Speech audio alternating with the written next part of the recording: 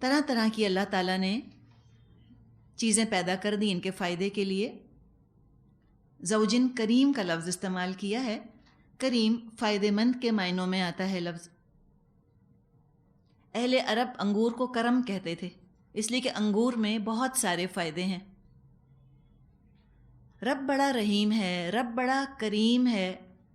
سب چیزیں اللہ نے ان کے فائدے کے لیے بنائیں. اللہ کا اپنا کوئی فائدہ نہیں، وہ تو خود العزیز ہے، زبردست ہے، غالب ہے. اور وہ تو الغنی ہے، اسے کوئی حاجت نہیں. ان کے فائدے کے لیے اس نے پوری دنیا سجا دی ہے ان کے لیے. اللہ تعالیٰ نے اپنی ان تمام چیزوں کو نشانی علامت بھی بنایا ہے. استعمال کرو لیکن شکریہ بھی ادا کرو، جھک جاؤ اللہ کے سامنے. یہ ہے فرما برداروں کا رویہ. اور باغی لوگ، نافرمان ناشکرے لوگ اللہ کی دی ہوئی نعمتوں کو استعمال کر کے اللہ سے ٹکر لینے کی تیاریاں کریں، کھائیں اللہ کا اور اللہ کی برائیاں کریں، تو پھر اللہ العزیز ہے، زبردست ہے. جب پکڑے گا تو یہ چھڑا نہ سکیں گے اپنے آپ کو. لیکن الرحیم بھی ہے، فوراً نہیں پکڑتا، مہلت دیتا ہے، عذاب بھیجنے میں جلدی نہیں کرتا، ان کو ڈھیل دیتا ہے کہ یہ اپنے آپ کو درست کر لیں. رکوع نمبر 2 آیت نمبر 10 سے شروع ہو رہا ہے. وَإِذْ نَادَى رَبُّكَ مُوسَىٰ أَنِ ائْتِ الْقَوْمَ الظَّالِمِينَ قَوْمَ فِرْعَوْنَ أَلَا يَتَّقُونَ. انہیں اس وقت کا قصہ سناؤ جب کہ تمہارے رب نے موسیٰ علیہ السلام کو پکارا، ظالم قوم کے پاس جا، قوم فرعون کے پاس. ندا نادا، اس کا مادہ نون دال واو ہے. پکارا موسیٰ علیہ السلام کو، جاؤ ظالم قوم کے پاس. الزام اتنا واضح ہے ان کا، شرک اور ظلم، یعنی اللہ کے حقوق کی بھی حق تلفی کی، اللہ کی بھی حق تلفی کی تھی فرعون نے، اور مخلوق کی بھی حق تلفی کی تھی. دونوں ہی طرح سے ظالم تھا اور لوگوں پر ظلم کر کے اپنی آخرت برباد کر رہا تھا. اصل میں تو اپنے اوپر ظلم کر رہا تھا. فرمایا کہ جاؤ کہو جا کر اس سے کہ تم تقوی نہیں کرتے. تقوی تو آخرت کے حساب کے خیال سے پیدا ہوتا ہے. جب آخرت پر یقین نہیں تو تقوی کہاں سے پیدا ہوگا؟ موسیٰ علیہ السلام نے جواب دیا، قال ربی انی اخاف ان یکذبونی. موسیٰ علیہ السلام نے عرض کیا، اے میرے رب، مجھ کو خوف ہے وہ مجھ کو جھٹلا دیں گے. وَيَضِيقُ صَدْرِي وَلَا يَنطَلِقُ لِسَانِي فَأَرْسِلْ إِلَىٰ ہارون. میرا سینہ گھٹتا ہے اور میری زبان نہیں چلتی، آپ ہارون علیہ السلام کی طرف رسالت بھیج دیجئے. جب اللہ تعالیٰ نے یہ ذمہ داری ڈالی موسیٰ علیہ السلام پر، تو جو بھی دل کی کیفیت تھی موسیٰ علیہ السلام کی، اس کا اظہار کر رہے ہیں. نعوذ باللہ کوئی اس سے یہ نہ سمجھے کہ موسیٰ علیہ السلام ذمہ داری سے فرار کا ارادہ رکھتے ہیں. فرار کا ارادہ کچھ اور چیز ہے، اور اپنے اندیشوں کا اظہار یہ کچھ اور چیز ہے. اللہ جس کا خلیل ہوتا ہے، تو جس طرح انسانوں کو خلیل جب بناتے ہیں تو اپنی انسیکیورٹیز، اپنی کمزوریاں ان کے سامنے بیان کی جاتی ہیں، اور اس لیے بیان کی جاتی ہیں کہ اگلا آپ کو تسلی دے. امتحان ہونے والا ہے. آپ اپنی دوست سے کہتی ہیں میں نے پڑھائی نہیں کی، مجھ کو یاد نہیں ہو رہا. یہ کیوں کہتی ہیں؟ آپ یہ چاہتی ہیں تاکہ اگلا تسلی دے، کہ نہیں یو کین ڈو اٹ، تم کر لو گی، تم نے پڑھ تو لیا ہے، کر تو لیا. یہ طریقہ ہے. تو یہ اپنی کمزوریوں کا جو اظہار کر رہے ہیں، اپنی انسیکیورٹیز کا جو اظہار کر رہے ہیں موسیٰ علیہ السلام، یہ بالکل وہی انداز ہے جو کہ ہم انسان دوسرے انسانوں کے سامنے، جن کو ہم نے خلیل بنایا ہوتا ہے، ہم ان کے سامنے اس طرح اظہار کرتے ہیں تاکہ ہمیں تسلی دی جائے. تو انبیاء کا خلیل تو اللہ ہوتا تھا، وہ تو اللہ ہی کو خلیل بناتے تھے. اللہ سے اپنائیت تھی، اللہ سے تعلق ہوتا تھا، اللہ سے باتیں کیا کرتے تھے. تو وہ اللہ کے سامنے اپنی خدشات کا اظہار کر رہے ہیں. اس لیے نہیں کہ اللہ کہے کہ اچھا موسیٰ مجھ کو تو پتہ ہی نہیں تھا کہ تمہارا دل بچتا ہے اور تمہاری زبان نہیں چلتی، اوہو اچھا چلو ٹھیک ہے، تم کو نہیں بناتا رسول. یہ بات نہیں. بات یہ ہے کہ وہ تسلی ایک طرح سے چاہ رہے ہیں کہ اللہ تسلی دے، تشفی دے ان کو. تو کہا کہ میرا تو سینہ بجتا ہے، میری تو زبان ہی نہیں چلتی. یضیق صدری، ضیق نفسیاتی گھٹن کو کہا جاتا ہے، کوئی سائیکولوجیکل کنسٹرکشن ہے اندر سے. انطلقا کا مطلب چلے جانا، زبان کا چلنا، یعنی کہ بہت روانی کے ساتھ میں بات نہیں کر سکتا. ایک ہوتی ہے ایوری ڈے اسپیچ، روزمرہ کی گفتگو، یہ تو ہم سب کر لیتے ہیں. لیکن کسی کے سامنے پیغام پہنچانا، کسی کو پیغام پہنچانا، کسی کے سامنے بیٹھ کر پرزور انداز میں بات بیان کرنا دلائل کے ساتھ، یہ کام نسبتاً مشکل ہوتا ہے. اور تبلیغ کے لیے تو دلائل کی ضرورت پڑتی ہے، روانی کے ساتھ مؤثر انداز میں دوسرے تک پیغام پہنچانے کی ضرورت پڑتی ہے. موسیٰ علیہ السلام کو یوں محسوس ہو رہا تھا کہ شاید میں یہ کام نہیں کر پاؤں، شاید میں یہ کر سکتا ہوں، شاید میں نہیں کر سکتا. تو انہوں نے اپنے خدشات کا اظہار کیا کہ آپ ہارون علیہ السلام کی طرف رسالت بھیج دیجئے، ہارون کی طرف بھیج دیجئے.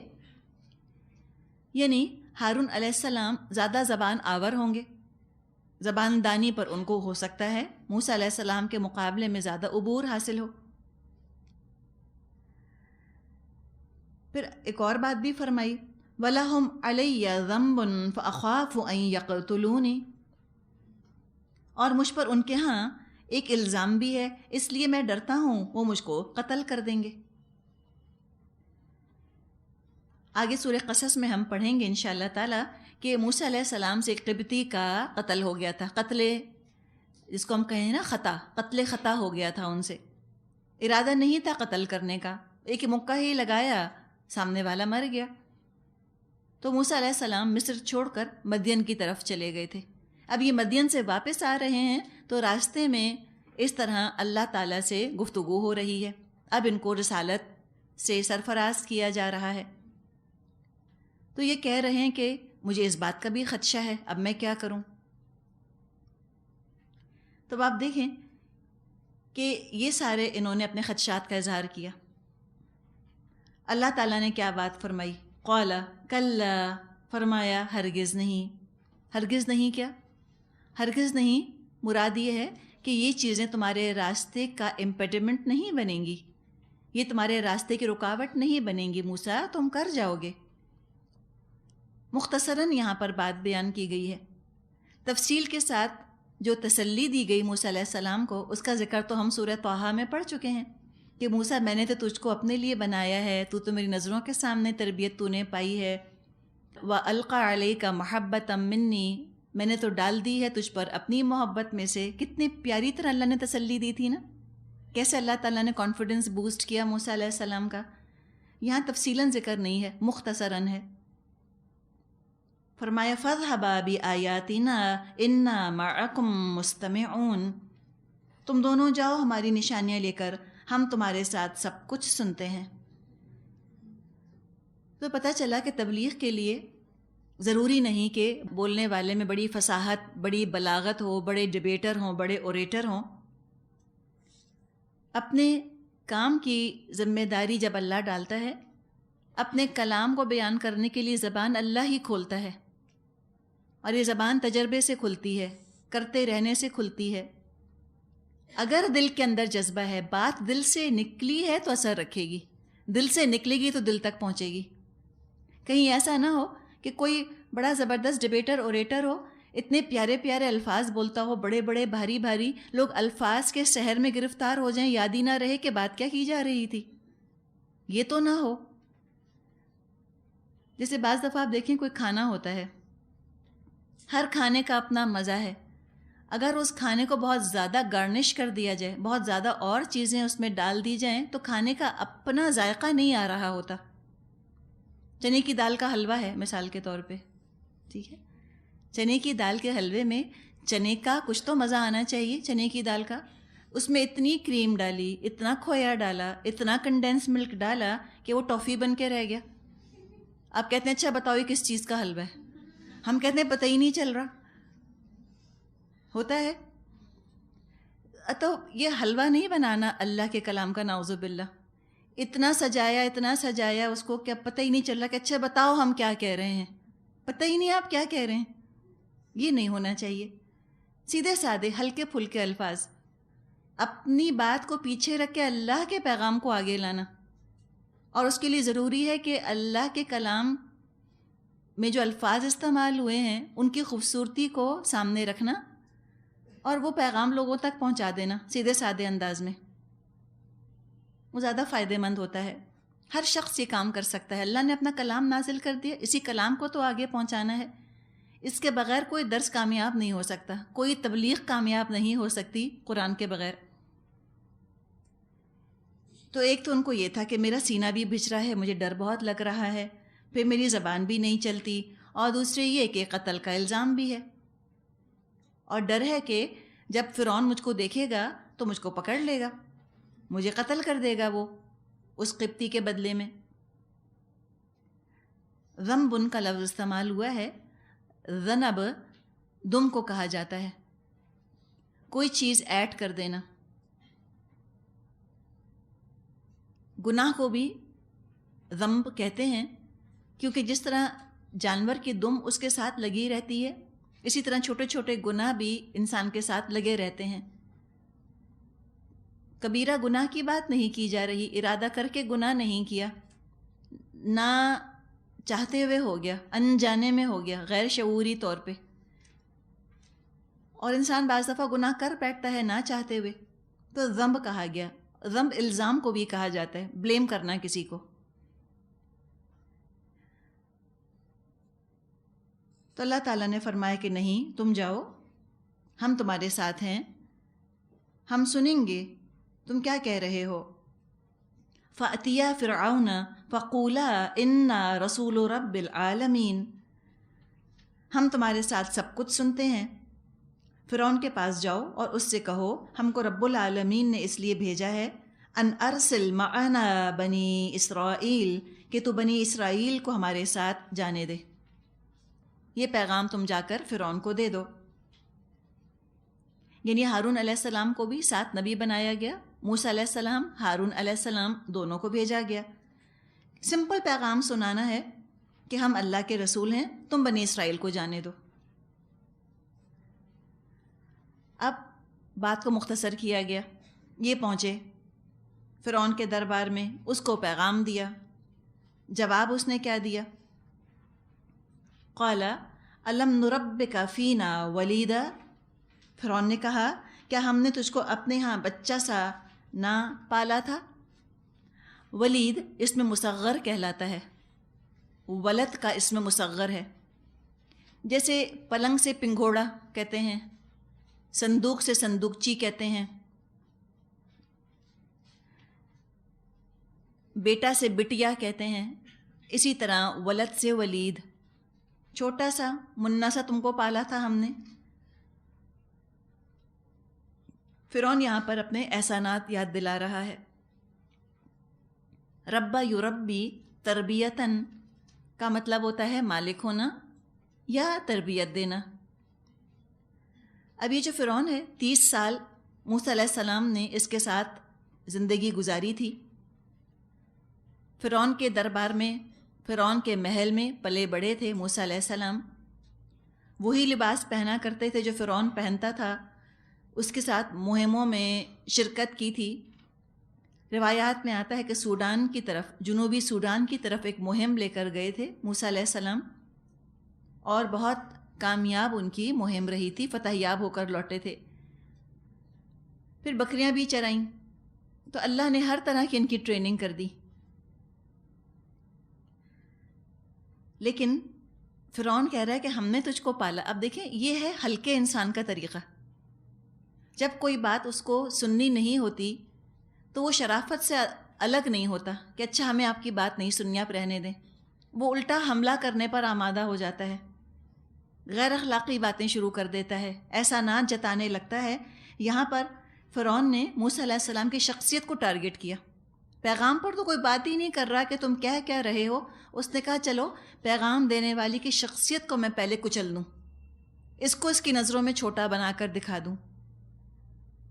احسانات کا تذکرہ کروں تاکہ شرمندہ ہو جائے، آنکھ اٹھا کر، سر اٹھا کر ہم سے بات نہ کر سکے، ایسا احسانات کے بوجھ تلے میں اس کو دبا دیتا ہوں۔ یہ کم ظرف انسان کا طریقہ ہوتا ہے، احسان کرنے کے بعد احسان جتانا۔ تو اس نے کہا کہ تو ہمارے ہاں رہا، کئی سال تو نے ہمارے ساتھ گزارے، الم نربک فینا ولیدا ولبثت فینا من عمرک سنین، ہم نے تجھ کو اپنے ہاں بچہ سا نہیں پالا تھا، تو نے اپنی عمر کے کئی سال ہمارے ہاں گزارے۔ وَفَعَلْتَ فَعَلَتَكَ الَّتِي فَعَلْتَ وَأَنْتَ مِنَ الْكَافِرِينَ، اور اس کے بعد کر گیا جو کچھ کے کر گیا، تو بڑا احسان فراموش آدمی ہے۔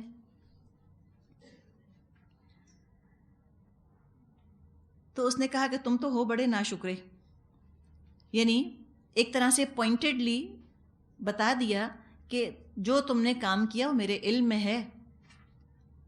فعلت فعلتک التی فعلت، تو کر گیا جو کام تو نے کیا۔ اشارہ کس کی طرف کر رہا ہے؟ قبطی کے قتل کی طرف، کہ تو نے قتل کیا تھا اس کو، قبطی کو، بڑا ناشکرا ہے، یہ تو نے ہم کو صلا دیا۔ یعنی موسیٰ علیہ السلام کے احسان فراموشی تو خوب اس کو یاد ہے، اور جو اللہ کے ساتھ اس کا اپنا رویہ ہے ناحق، اس کو یاد نہیں۔ تو موسیٰ علیہ السلام اس کا پرسپیکٹو درست کر رہے ہیں۔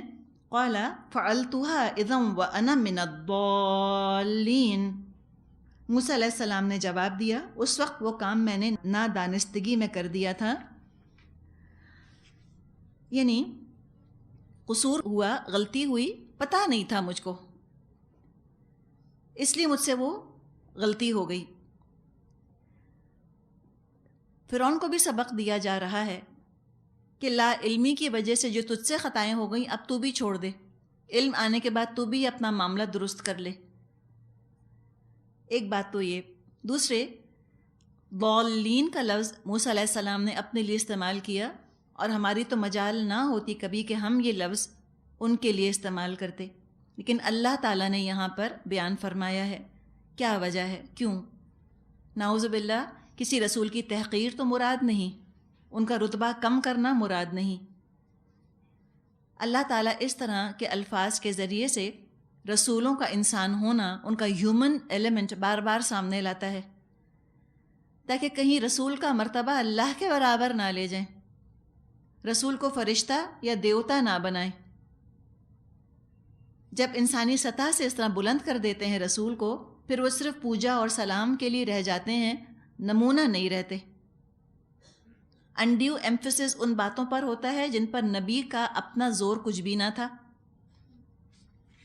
ایسے ایسے چیزیں ان کے ساتھ وابستہ کر دیتے ہیں جن سے ان کا کوئی تعلق نہ تھا، احترام کے، تعظیم کے نئے نئے طریقے نکال لیے جاتے ہیں، اور ان کا اسوہ سامنے نہیں رکھا جاتا۔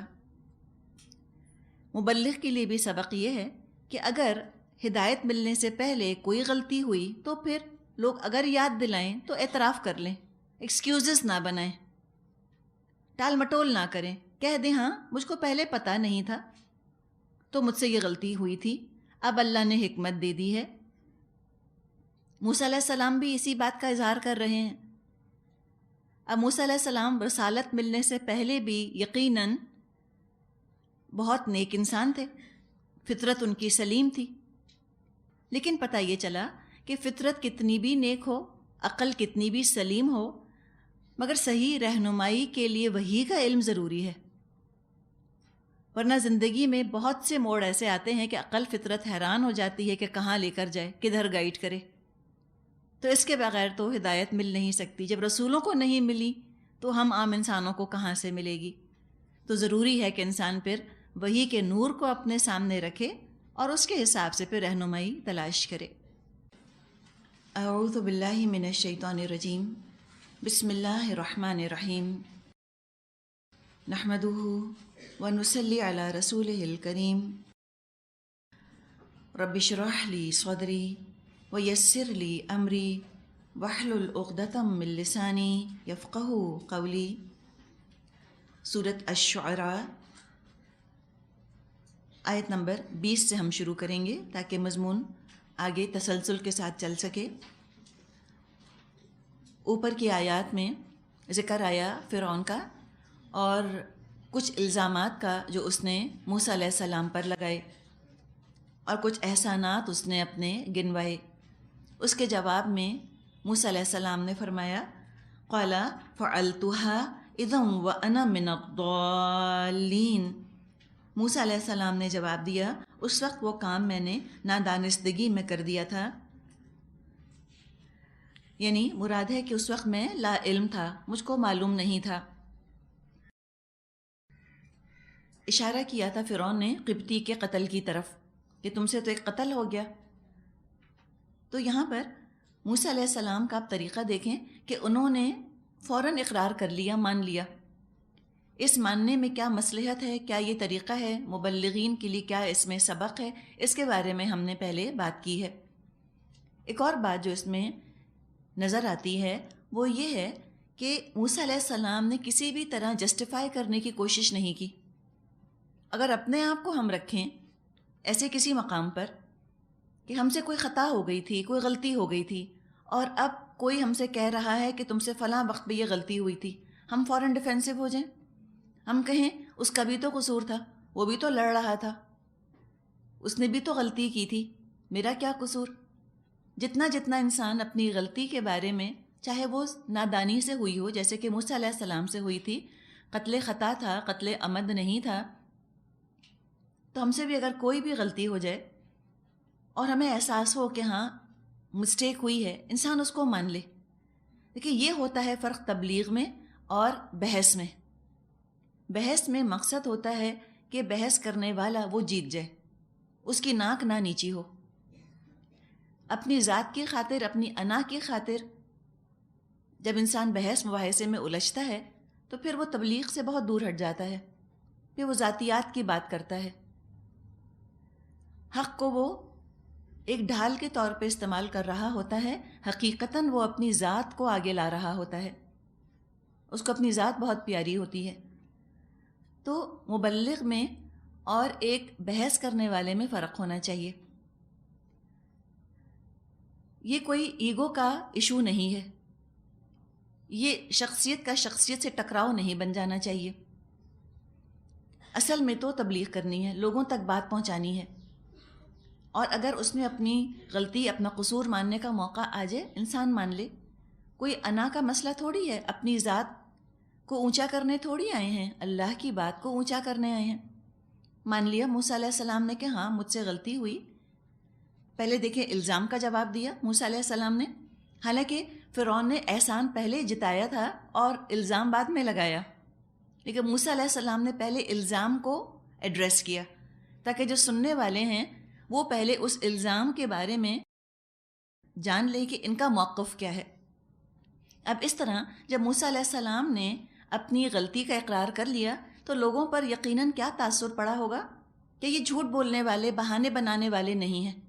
ہم کیا ڈرتے ہیں اپنی غلطی کا اعتراف کرتے ہوئے، اوہو لوگوں کی نظروں سے میری عظمت گر جائے گی، لوگ کہیں گے اچھا اتنے بڑے عہدے پر ہوتے ہوئے یہ غلطی کرتی ہیں، کہہ بھی رہی ہیں کہ ہاں مجھ سے غلطی ہوئی۔ تو ہم انا کا شکار بار بار ہوتے ہیں اور تبلیغ میں بھی ہو سکتے ہیں۔ تو یقیناً اس طرح اپنی غلطی مان لینے سے کوئی کسی کی نظروں سے گرتا نہیں، اور گرتا بھی ہے تو کوئی بات نہیں، بات یہ ہے کہ اللہ کی نظر سے انسان نہ گرنے پائے۔ اب اس کے الزام کا جواب دینے کے بعد اب اس کے احسان کے بارے میں بات کر رہے ہیں آیت نمبر 21 میں۔ تو فرمایا فَفَرَرْتُ مِنْكُمْ لَمَّا خِفْتُكُمْ فَوَهَبَ لِي رَبِّي حُكْمًا وَجَعَلْنِي مِنَ الْمُرْسَلِينَ۔ تمہارے خوف سے بھاگ گیا میں، اس کے بعد میرے رب نے مجھ کو حکم عطا کیا اور مجھے رسولوں میں شامل فرما لیا۔ یعنی تمہارا پرسیکیوشن کا ڈر تھا جس کی وجہ سے میں چلا گیا، یعنی کوئی ان ریئلسٹکلی، غیر حقیقی طور پہ کوئی بہادر بننے کی کوشش بھی نہیں کر رہے۔ دیکھیں حق میں اور باطل میں فرق کیا ہے؟ امیج کا۔ باطل جو ہے، باطل کھڑا ہوتا ہے اپنے کسی امیج کے بلبوتے پر، لوگوں کے دماغوں میں کوئی خیال، کوئی تخیل اپنا بنایا ہوتا ہے، کوئی امیج اپنی کریٹ کی ہوتی ہے، اس کے بلبوتے پر وہ کھڑے ہو جاتے ہیں باطل کا نام لینے والے۔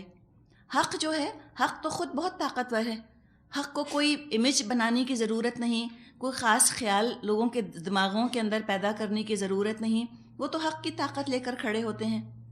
انہوں نے کہا کہ ہاں میں تو ڈرا تھا تم سے، تبھی میں چلا گیا۔ پھر کیا ہوا، میرے رب نے مجھ کو حکمت دی اور اللہ تعالیٰ نے مجھ کو رسولوں میں سے بنایا۔ تو یہاں پر جیسے کہ ہم نے پہلے بھی بات کی کہ اللہ تعالیٰ کی طرف سے اگر وحی کے ذریعے رہنمائی نہ ہو تو فطرت سلیم اور عقل سلیم انسان کی صحیح رہنمائی نہیں کر سکتی۔ وحی کا علم انسان کی ہدایت کے لیے لازم اور ملزوم ہے، بہت ضروری ہے۔ اب آگے آیت 23 میں وہ اس کے احسان کا ذکر فرما رہے ہیں، وَتِلْكَ نِعْمَةٌ تَمُنُّهَا عَلَيَّ أَنْ عَبَدْتَ بَنِي إِسْرَائِيل۔ آیت نمبر 22 میں آیا ہے، رہا تیرا احسان جو تو نے مجھ پر جتایا، اس کی حقیقت یہ ہے کہ تو نے بنی اسرائیل کو غلام بنا لیا تھا۔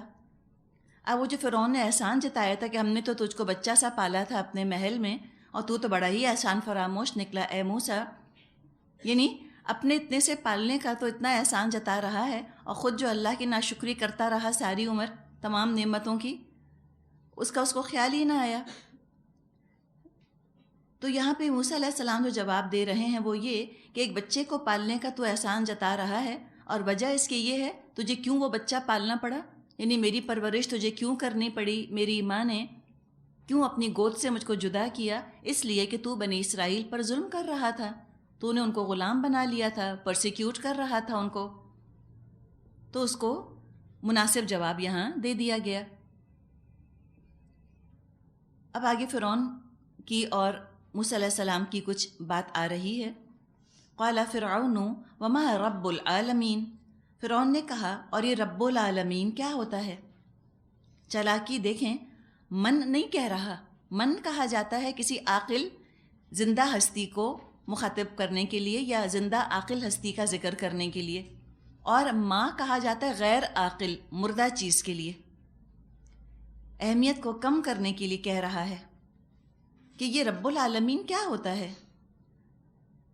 موسیٰ علیہ السلام نے جواب دیا، اب یہ تبلیغ جس کو کرنی ہے وہ یہاں موسیٰ علیہ السلام کا انداز دیکھیں، الفاظ کی سادگی دیکھیں، ٹو دا پوائنٹ بات کرنا دیکھیں، اور فرعون کا اشتعال دلانے والا انداز دیکھیے۔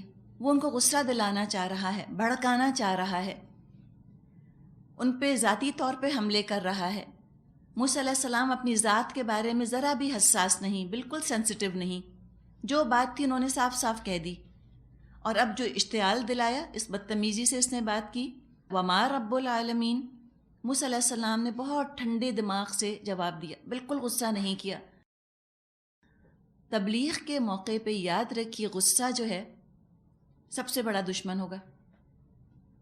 یوں سمجھیں کہ اگر تبلیغ کے دوران مبلغ کو غصہ آ گیا تو مبلغ جو ہے وہ اپنے دشمن کا سب سے بڑا مددگار بن گیا، اپنے مخالف کا سب سے بڑا مددگار بن گیا۔ تو اگر آپ کہیں جائیں تبلیغ کے لیے، اللہ سے دعا کر کر جائیں کہ اللہ مجھے غصہ نہ آنے پائے، میرا دماغ بالکل ٹھنڈا رہے، میں وقار کے ساتھ اپنا پیغام پہنچا دوں۔ موسیٰ علیہ السلام نے بہت خوبصورتی کے ساتھ کنسائز جواب دیا، قال رب السماوات والارض وما بینہما ان کنتم موقنین۔ موسیٰ علیہ السلام نے جواب دیا، آسمانوں اور زمین کا رب اور ان سب چیزوں کا رب جو آسمان اور زمین کے درمیان ہیں، اگر تم یقین لانے والے ہو۔ موقنین یعنی یقین کرنا چاہتے ہو تو یہی نشانی کافی ہے، یعنی اس کا رب ہونا تمہارے یقین کرنے یا نہ کرنے پر منحصر نہیں ہے، وہ رب تو ہے ہی۔ اب یہ تمہاری اپنی سوچ ہے کہ تم یقین کرنا چاہتے ہو یا نہیں کرنا چاہتے، یقین کرو تب بھی رب ہے، یقین نہ کرو تب بھی رب ہے۔ یہ بھی بڑا فرق ہے معبود حقیقی میں اور معبودان باطل میں۔ اس میں کسی نے واقعہ لکھا ہے، واللہ عالم حکایت ہے یا اس میں سچائی ہے، لیکن واقعہ بڑا عبرتناک ہے۔ واقعہ یہ ہے کہ دو بھائی تھے، ایک جو تھا وہ کسی کالی دیوی یا لکشمی دیوی وغیرہ کسی کی وہ پرستش کرتا تھا، اور جو دوسرا بھائی تھا وہ نہیں کرتا تھا، بلکہ جو دوسرا بھائی تھا وہ اس کالی دیوی کو بہت برا بھلا بھی کہتا تھا اور اس کی بے عزتی و تحقیر بھی کیا کرتا تھا۔ ایک دفعہ خواب میں وہ بھائی جو کہ کالی دیوی کی پرستش کرتا تھا، اس کو خواب میں وہ کالی دیوی آئی اور کہا کہ اگر تمہارا بھائی باز نہ آیا تو میں تمہارا سر توڑ دوں گی۔ اس نے کہا میرا کیا قصور، میں تو آپ کو مانتا ہوں، میں تو آپ کی عزت کرتا ہوں، وہ نہیں مانتا تو آپ اس کو سزا دیجیے۔ تو اس کالی دیوی نے کہا وہ مجھ کو مانتے ہی کب ہے جو میں اس کو سزا دوں۔ وہ تو خیال ہے نا، فگمنٹ آف امیجنیشن ہے نا معبودان باطل تو۔ اللہ نعوذ باللہ کو فگمنٹ آف امیجنیشن نہیں ہے، کسی کی ذہن کی کوئی پیداوار نہیں ہے، وہ تو ہے حقیقی۔ تم مانتے ہو یا تم نہیں مانتے، اس سے اس کی عظمت پر، اس کے مقام پر، اس کے وجود، اس کی ہستی پر کوئی فرق نہیں پڑتا۔ ہاں تمہارے انجام پہ فرق پڑے گا، ماننے یا نہ ماننے سے۔ اب فرعون کا انداز دیکھیں، قال لمن حولہ الا تستمعون، فرعون نے اپنے گرد و پیش کے لوگوں سے کہا سنتے ہو؟ مذاق اڑانے والا انداز ہے یہ، اس کا مطلب نہیں کہ دیکھو ذرا غور سے سنو، مزے کا خیز لگ رہی ہیں اس کو باتیں۔ یہ آپ دیکھیں جو جاہل ہوتے ہیں نا، ان کا طریقہ بھی بڑا جاہلانہ ہوتا ہے۔ اور جاہل کون؟ کہ جس کے اندر ایمان نہ ہو، اس میں جہالت ہوتی ہے، اور جہالت کے ساتھ ہی استہزاء آتا ہے، دوسروں کو حقیر سمجھنا، دوسروں کو بے وقوف سمجھنا۔ دلیل کے میدان میں تو یہ ہار رہا ہے فرعون۔ موسیٰ علیہ السلام کو یہ غصہ دلا نہ سکا، ان کو اپسیٹ کر نہ سکا، اب مزید مذاق اڑا کر چاہ رہا ہے کہ میں کسی طرح سے ان کو اپسیٹ کر دوں۔ پہلے تحقیر کری اس نے، پہلے حقارت سے کام لیا، اب استہزاء سے کام لے رہا ہے۔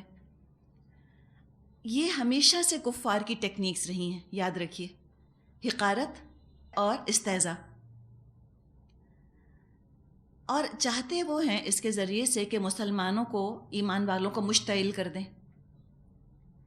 جب ایمان والوں میں، جب مسلمانوں میں علم کم ہو جاتا ہے اور ان کا ایمان کمزور ہو جاتا ہے تو اس حقارت اور اس استہزاء کی وجہ سے وہ بہت جلدی مشتعل ہو جاتے ہیں، اور یہی چاہ رہے ہوتے ہیں کافر، وہ ان کو چاہ رہے ہوتے ہیں اشتعال دلانا۔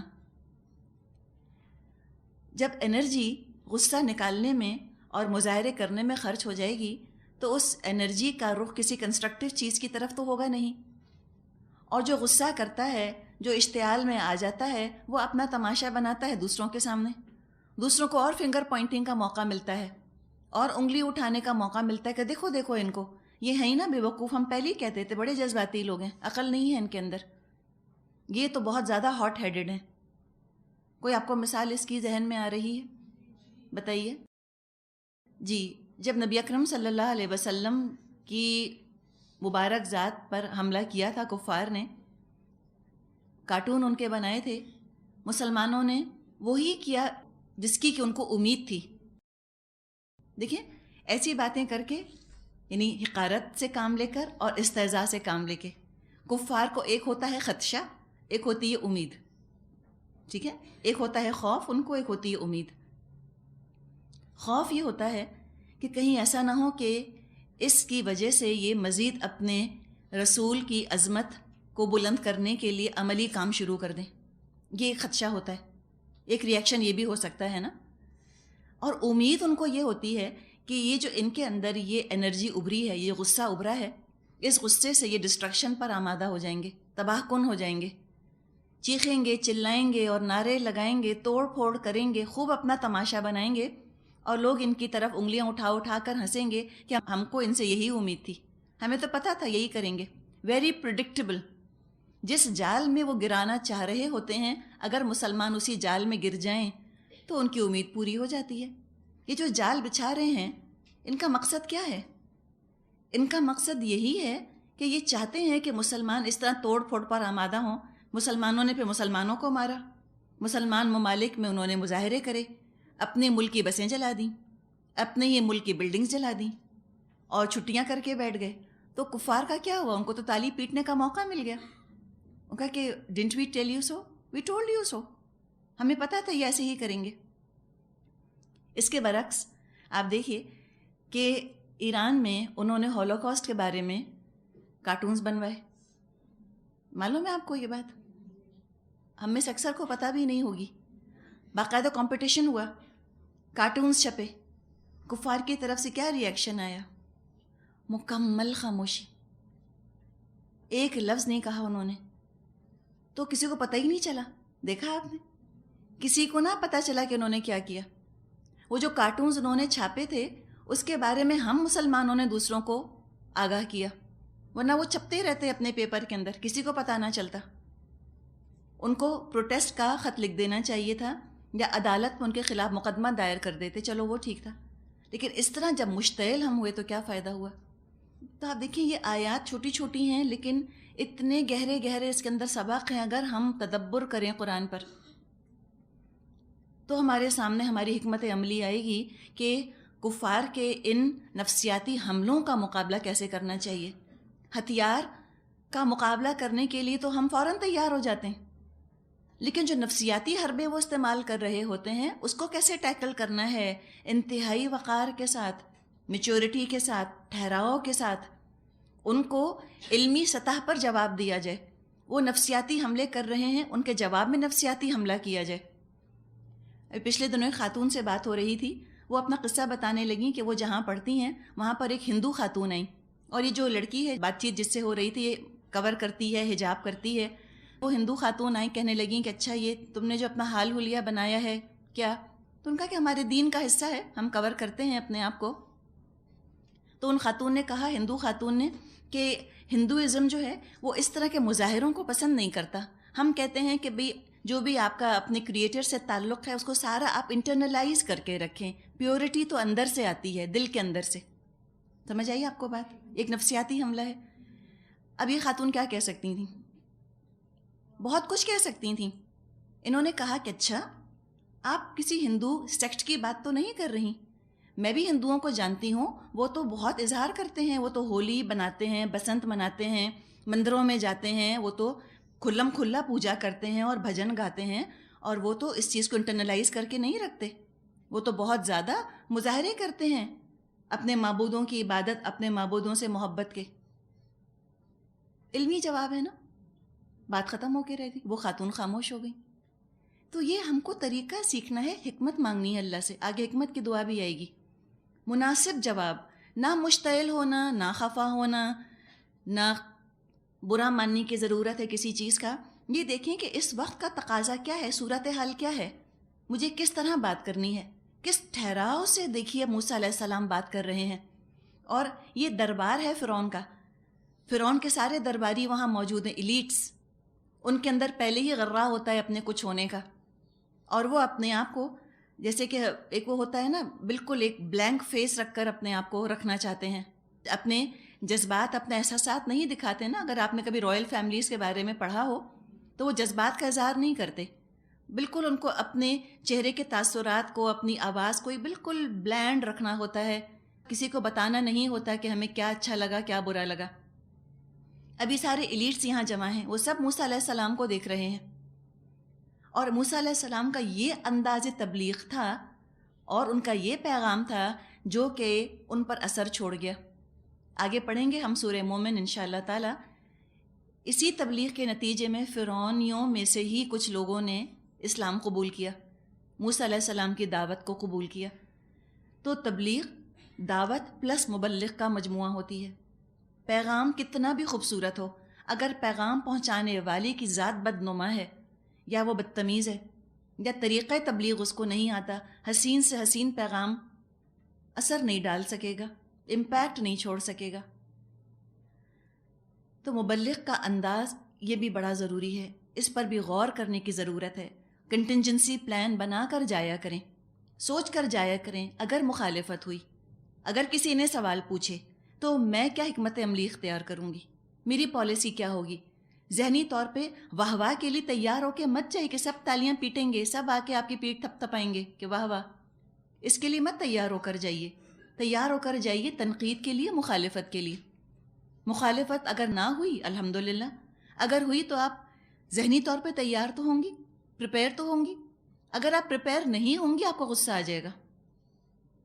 غصہ نہیں کرنا. کس طرح دیکھیں استہزاء کیا اس نے. لمن حولہ الا تستمعون, ارد گرد کے لوگوں سے کہا اجی کچھ سنتے بھی ہو, کس طرح وہ ہنس رہا ہوگا، وہ ٹونٹ کر رہا ہوگا. موسیٰ علیہ السلام کو دیکھیں، وہ بے نیاز ہیں اس کے استہزاء سے، اس کی حقارت سے. قال، موسیٰ علیہ السلام نے کہا، ربکم و رب آبائکم الاولین، تمہارا رب بھی اور تمہارے ان آباء و اجداد کا رب بھی جو گزر چکے ہیں. کہ تم مذاق اڑا رہے ہو کس کا؟ اپنے ہی رب کا تو مذاق اڑا رہے ہو. تم اپنے ہی آباء و اجداد کے رب کا مذاق اڑا رہے ہو. اس کا مذاق اڑا کر تم گھٹیا پن کا اظہار کر رہے ہو. قال، فرعون نے حاضرین سے کہا، ان رسولکم الذی ارسل الیکم لمجنون، تمہارے یہ رسول صاحب جو تمہاری طرف بھیجے گئے ہیں بالکل ہی پاگل محسوس ہوتے ہیں. کلم کھلا بدتمیزی بد زبانی پر اتر آیا. لمحہ لمحہ اس کی جھنجھلاہٹ بڑھ رہی ہے. پیغام پر تو بات ہی نہیں کر رہا، اس پہ تو انگلی رکھنے کی جگہ نہیں. پیغام لانے والے کا کیریکٹر اسیسینیشن، ان کی کردار کشی. تم تو دیکھو، جیسے آج آپ کو یہ چیز نظر آئے گی کہیں. چلے اگر ہم حجاب کی ہی بات کریں، پردے کی، کوئی عورت حجاب کرتی ہے، کم لوگ یہ کہتے ہیں کہ یہ تم نے جو کیا ہے اس کی کیا حیثیت ہے. کہتے ہیں مائی لگ رہی ہو، آیا لگ رہی ہو، ٹرٹل لگ رہی ہو. کسی نے کہا پتہ نہیں پوٹیٹو سیک لگتی ہو. اب آلو کی بوری لگنے کی کیا بات ہے اس کے اندر؟ لیکن ان کا یہ انداز کہ وہ آپ کی ذات پر پہلے تبصرے کریں گے. بہت بڑی لگ رہی ہو، عمر بہت لگ رہی ہے تمہاری، بہت اسٹرکٹ لگ رہی ہو، یہ رنگ تم پہ سوٹ نہیں کر رہا، تمہیں کوئی اور رنگ نہیں ملا تھا، یہ کالا کیوں پہنا تم نے، تم بلو پہنو تو اچھی لگو گی. مثال کے طور پہ یہ چیز آپ کو آج بھی ملے گی کہ وہ ذات کا تجزیہ شروع کر دیتے ہیں عمل کے بجائے. یہ بھی جہالت ہے. اب اگر سوچیں کہ آپ کہیں گئی ہیں درس دینے کے لیے، بہت تیاری کر کے اور بہت پیارا اپنا حال حلیہ بنا کر، آپ نے بڑا اچھا لباس پہنا کہ اچھا انڈر اسٹیٹڈ ایلیگنس ہونی چاہیے مثال کے طور پہ، نوٹس بھی بڑے اچھے تیار ہیں، بہت اچھا اچھا بول رہی ہیں. ایک کہتی ہیں خاتون کھڑو کے، آپ تو پاگل لگ رہی ہیں. سوچئے نا ہمارا کیا ری ایکشن ہوگا. ایک تو فوراً ہماری آنکھوں میں آنسو آ جائیں گے، ہماری ساری امیدوں پہ اوس پڑ جائے گی کہ ہم تو اس قدر ان کو ہدایت دینے آئے تھے اور یہ تو ہماری قدر نہیں کر رہے. اور اس قدر کمپلیکس میں مبتلا ہو جائیں گے کہ شاید واقعی میں نے کچھ کیا ہی ایسا ہوگا نا کہ I didn't come up to their expectations. جیسا مجھ کو یہ چاہ رہے تھے ویسی بات میں نہیں کر پائی، میرا یہ انداز ٹھیک نہیں تھا. یہ ساری کیا ہوتی ہیں؟ اعتماد کی کمی کی وجہ سے باتیں پیدا ہوتی ہیں. اگر آپ کو اپنی ذات پر اعتماد ہے اور آپ کو اس پیغام پر اعتماد ہے، الحمدللہ. کوئی پاگل کہے، کوئی جھوٹا کہے، اور ہوں گے، ہو سکتا ہے لوگ کہیں، مذاق اڑائیں، استہزاء کا انداز ہوتا ہے لوگوں کا. طریقہ کیا؟ اگنور کر دیں، سیدھی بات. ان سے بالکل مت الجھیے. کہیں آپ کبھی درس میں جائیں گی، اور ہم تو خواتین کی بات کریں گے، ہم خواتین میں ہی جاتے ہیں نا، سامنے بالکل کچھ لڑکیاں یا کچھ خواتین بیٹھی ہوتی ہیں. اب آپ درس کر رہی ہیں، وہ آپس میں بات کریں گی، آپ کو دیکھ کے ہنسیں گی، پھر یوں کچھ کریں گی، پھر کچھ کمنٹ، آپ کو سب نظر آ رہا ہوتا ہے. آپ مطلب درس دے رہے ہوتے ہیں تو آپ کی آنکھوں پر بٹی تو نہیں بن جاتی. وہ یہ سمجھتے ہیں کہ شاید یہ درس دے رہی ہیں، کو کیا پتا کہ آس پاس کیا ہو رہا ہے. سب انسان کو پتہ ہوتا ہے. کچھ لکھ کر میسج پاس کریں گی، پھر دیکھ کر ہنسیں گی، چوئنگم چبائیں گی، اٹھ کر چلی جائیں گی، سیل فون پہ بات شروع کر دیں گی. آپ کا کام کیا ہے ایسے موقع پر؟ ان کو بالکل اگنور کر دیجئے. اگر آپ نے اپنا درس روک کر ان سے کہا کہ بھئی آپ کو فون پہ بات کرنی ہے، آپ اٹھیے، آپ یہاں سے باہر جائیے، نتیجہ کیا نکلے گا؟ سب کی توجہ ان کی طرف ہوگی، آپ کا رویہ ڈگنیفائڈ نہیں رہے گا، اور دعوت کا اثر ختم ہو کے رہ جائے گا. تو آپ کی ذات کی بے عزتی ہو رہی ہے نا، کوئی بات نہیں، اس کو برداشت کر لیجئے. پیغام پورا پہنچا کر آئیے، اس میں آپ کمی نہ کیجئے. اس نے یہ بات کی کہ تم مجنون ہو. موسیٰ علیہ السلام نے یہ نہیں کہا کیا مطلب تمہارا، میں پاگل لگ رہا ہوں تم کو، تم ہوگے پاگل. نہیں، کوئی ایسی بات نہیں، اگنور کر دیا.